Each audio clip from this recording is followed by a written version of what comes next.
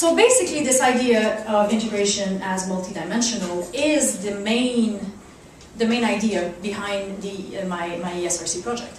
And it's this idea that when we talk or think about integration, do we actually talk and think about it in a multidimensional way?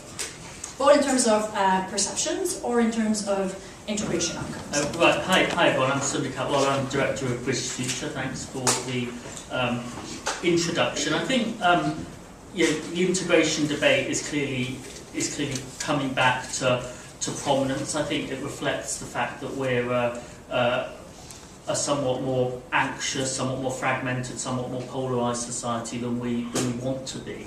I think one of the interesting things about that hasn't quite been noticed perhaps as much is that that's a less contentious point now actually, that we feel fragmented and polarised more than we want, perhaps than it has been over the last 5 or 10 or 15 years. There's tended to be a sense of sort of, I suppose, more liberal confidence about how we're dealing with these issues and more scepticism and anxiety from those who are more culturally conservative. One of the things we've seen this year is a sort of redistribution of anxiety and a redistribution of confidence, but actually a levelling out in a way that those people who have been most confident about how this is going feel discombobulated and shaken up by a range of things that happen in Britain and internationally this year. Those who have been most pessimistic feel kind of quite upbeat for now, and we'll see how that goes. But actually, it's made less contentious, the idea that there are things to sort out on how we live together.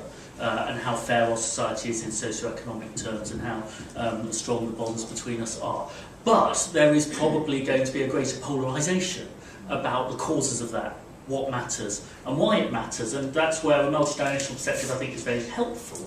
But it also risks us having quite an arid debate between people who say, well, it's all about jobs and housing, sort that out, and there's nothing to sort out, or other people saying, look, we hear a lot about that, but this is primarily about culture, primarily about values. I think the multidimensional approach is a helpful one, because it's evidently the case that all of these things matter in different ways. It chimes, I think, with where the public are, where policymakers are as well.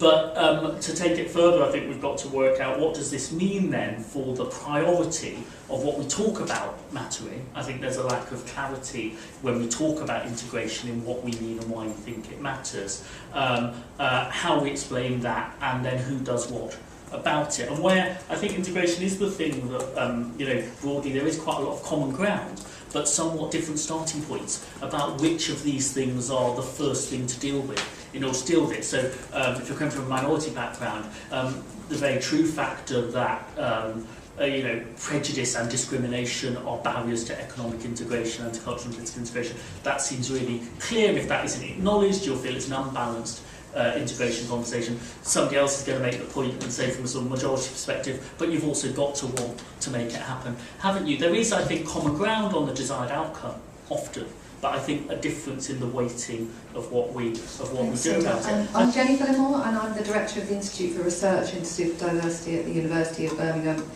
And I have to say it's very encouraging to see progress made looking at the multidimensionality of integration. For a very long time there's been a huge focus on wage parity and sort of economist perspective on what matters in integration. So it's good to see that you've other factors included, the spatial, the structural, political identity.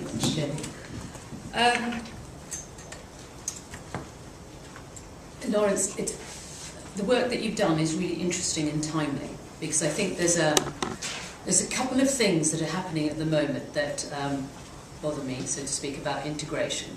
And I think one of them is, from a research perspective, I sometimes don't understand what's being measured when people talk about integration. People talk about segregation when in fact they're talking about ethnic diversity, but they interpret it differently. They talk about white flight when in fact they're really referring to white communities leaving for a better life, greener spaces, and so on. So there's a real lack of clarity generally at the moment around integration, and in a sense what your work does is sort of start to raise those questions again. And I think one of the ways it does that is it says, actually, integration isn't a simplistic concept. It happens through more than one dimension, and we need to take that into account. And I think the other thing that your work raises in an indirect way is by saying that integration happens through more than one sphere. You're saying to people, we need to think about integration not in terms of just simple social cohesiveness. We need to think about integration in terms of what is meaningful integration, what is everyday integration, what is integration in terms of daily life. The other things I was going to quickly raise is, I don't think it's, obviously different dimensions of integration is very, very important, but we also need to think about different stages of integration. And what I mean by that is having a sense of belonging to a particular group, whether it's a minority group or a community or a religion, I think is very important for the beginning stages of integration, especially for a minority community, something that Sunder himself has just raised. And the reason I say that is it creates a sense of stability, what we call social bonds for minority ethnic communities. And it's a good place to start with integration, because if you have that sense of stability, then it's something to build on. Of course, you need to then start thinking about how do you build relationships with other communities, the inter-social bonds, because that's important in terms of cultural understanding, in terms of social networks, and perhaps more importantly in terms of widening economic opportunities. But safety and stability also means that communities, and that's new migrant communities as well as old migrant communities, are free from racial harassment, racism, and other hate crimes. And that's also an important dimension. We talk about social, political, economic and cultural integration, but we rarely talk about the rights and rights and citizenship of the new communities. But that's a very important element, that they feel safe and secure. I'm Ben Gidley. I'm at Birkbeck University of London, Psychosocial Studies Department. Before that I was at Compass Migration Studies Centre in Oxford. And I guess by way of introduction I should say, when I arrived at Oxford in a Migration Studies Centre funded by the European Union, funded partly by the European Union, I was, like other people who've already spoken, kind of hostile to the concept of integration because of the kind of baggage that carried for anti-racist activists.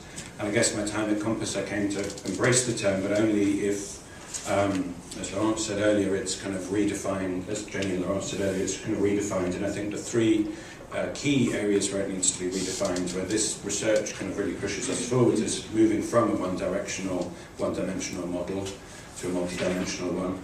And in particular from the shift from a punitive emphasis on the kind of migrant and minority responsibility to integrate towards a kind of a more dynamic whole of society approach. We can see overwhelmingly that people identified as being terrorists are people who are racialised in some way as South Asian or Middle Eastern. That includes, of course, Brazilian plumbers, but it also, importantly, doesn't include people like the murder of Joe Cox, who, as we all know, wasn't charged under the terrorism legislation, despite the fact that all of the crimes that he committed and his motivations fall under the exact criteria of terrorism. And so we're seeing interesting discrepancies here reproducing a form of racialised crime. You also see this with, I think, honour killings. I think that when we look at the statistics in relation to domestic abuse and women dying at the hands of their partners, we know that in this country, roughly one woman every 3 days dies at the hands of a man, generally a partner or family member. Most of the analysis and understanding why it is that men engage in this kind of violence, this kind of patriarchal violence, is because they feel like their patriarchal power, their patriarchal honour, has somehow been challenged. And this patriarchal honour, this patriarchal power being challenged leads to them engaging in serious forms of violence against women. And so when we think about this so-called honour violence, very often it's something identified with people racialised as Muslim, but I think instead when we really think about patriarchal violence more generally, it always has to do with this notion of honour, this notion of patriarchal honour, this notion of male honour. Yet this idea of honour violence is something which is specifically kept for a specific community, for a specific racialised community. And I think one of the most salient ways in which we can see the racialisation of crime is through migration, and the idea that some human beings can be illegal, which we can go into a great deal as well. And so the reason I've picked up on these points is because what this identifies from the criminal justice system, you can see it in the colonies a great deal as well, many ideas which migrated here to the centre of empire as the colonised peoples migrated to the centre of empire, is that on the one hand we could argue that the criminal justice system in Britain is unwilling to integrate racialised minority groups into mainstream crimes. It creates separate categories of crime for racialised. Thank you, Laurence, and combined with, I think, the previous presentation from Sylvia show some of the challenges, I think, in terms of if we want to redefine and reframe integration, there are some, what you describe almost as stable preferences that people have, where they think which domains of integration. So once we've done the reanalysis, right, once we've said that integration isn't a one-way street, that it's multidimensional, the question then is, well, which domains matter more, and which domains should policymakers be focusing on? And I think for Runnymede and others, the concern is that there's too much focus on domains that matter less to to having equal opportunities for people of all backgrounds. And in particular, there's not enough of a focus on racism and discrimination and on socioeconomic inequalities.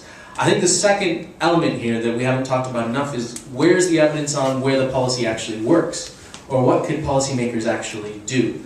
So let's say that we think it is an indicator of integration that people have friends from different ethnic backgrounds, or even one of the indicators, people have spouses of different ethnic backgrounds. Can we do anything as policymakers to encourage that? Should we be encouraging as policymakers people to have spouses of different ethnic backgrounds? Is this really something that we think central government should be promoting? I think it's, and secondly, I think the question is, where is government's role? What is central government's role and indeed obligation to ensuring equal citizenship? The government has as its responsibility the provision of services equally to all. And rather, I think, than looking at can we force neighbors to like each other more or have dinner with each other more frequently, if we're really interested in contact, the levers that policymakers have are things like housing allocation, things like schools admission policy. And if we're genuinely concerned even about those areas that are socio-cultural, I think the question isn't just, I think for those of us who are concerned about the socio-cultural domain, I think the question isn't just to criticize it, it's just to think, even if that were a domain that were important, what are the policy levers that we have to promote it? And I think sort of standing back from that, for most of those domains, policies such as combating discrimination in the labor market, improving housing allocation to make it more fair, and indeed looking at school admissions policies to ensure that better off people don't game the system better, are probably more likely to lead to the kinds of content we want. Having said that, I think there's a final point here, which is that arguably there is some role for encouraging greater contact, but that role is more at a local level and arguably by non-governmental organizations, including anti-racist organizations. And I think one of the challenges here is that those organizations aren't on the ground as much, and we're not able to do that work in the way that we used to do. So, there's I think a lot of work there too. So I suppose my view is, yes, let's analyze integration as a multidimensional concept. Let's ensure that we understand the different domains and the way in which different policymakers understand those things. But second, which of those domains actually matter in terms of decent lives, especially for migrants and black and minority ethnic people who are themselves not migrants anymore?